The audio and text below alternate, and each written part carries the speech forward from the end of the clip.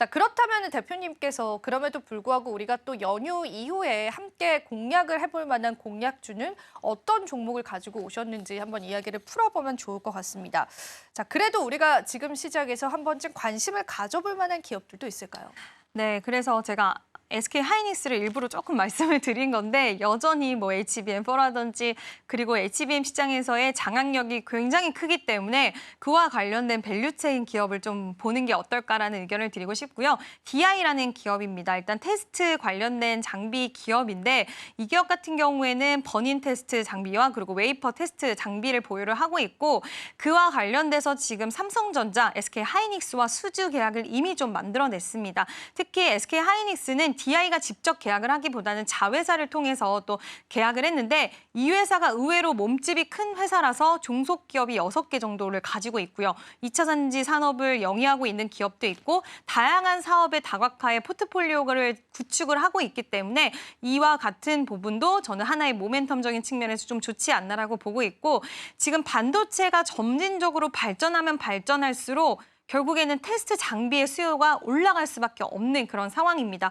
최근 HBM 시장에서 움직인 종목군들의 흐름을 제대로 좀 보시면 관련돼서 뭐 여러 종목군들이 움직이긴 했지만 테스트 장비 기업들이 굉장히 시세 흐름이 좀 좋았다는 것을 확인을 할 수가 있는데 그 안에서 DI를 픽한 이유는 지금 주가 흐름이 바닥권에서 계속해서 점진적으로 좀 상승, 우상향해 오기는 했지만 한방 굉장히 강한 다른 종목들은 뭐 10%씩 상승 시세가 나오고 굉장히 강한 탄력적인 모습이 나와줬는데 DI는 상대적으로 거래량도 아직은 살짝은 미비했고 약간은 주가가 저점을 높여가고 있긴 하지만 확 터트리는 모습은 나와주지 않았다라고 보고 있어서 이 기업이 가지고 있는 모멘텀 그리고 기술적인 측면으로 봤을 땐 아직까지 한 발이 남아있다라는 그 생각이 들어서 DI를 좀 비중을 나눠서 매수하는 전략 유효하지 않을까라고 보고 있고요. 2025년부터는 수주했던 부분에 있어서 또 실적이 좋아지는 시즌으로 본격적으로 돌입을 하기 때문에 HBM4 관련돼서 테스트도 진행을 할 거고요. 앞으로 모멘텀이 좀 포진되어 있다는 그 전제 하에 비중을 좀 나눠 가시는 전략도 유효하지 않을까라는 의견 드리고 싶습니다. 전반적인 내용 자체의 골자는 HBM 관련주들은 여전히 또 국내 증시에서 강할 것이다라는 게 좀 예측이 되는 시점입니다. 실제로 이렇게 테스트 장비주들이 오랜만에 또 상승 탄력을 보여주고도 있잖아요, 대표님. 그간 낙폭이 컸던 부분에 관해서 최근에 올라온 부분들은 아직까지는 그렇게 많이 올라오진 않았다라고 생각을 하실까요?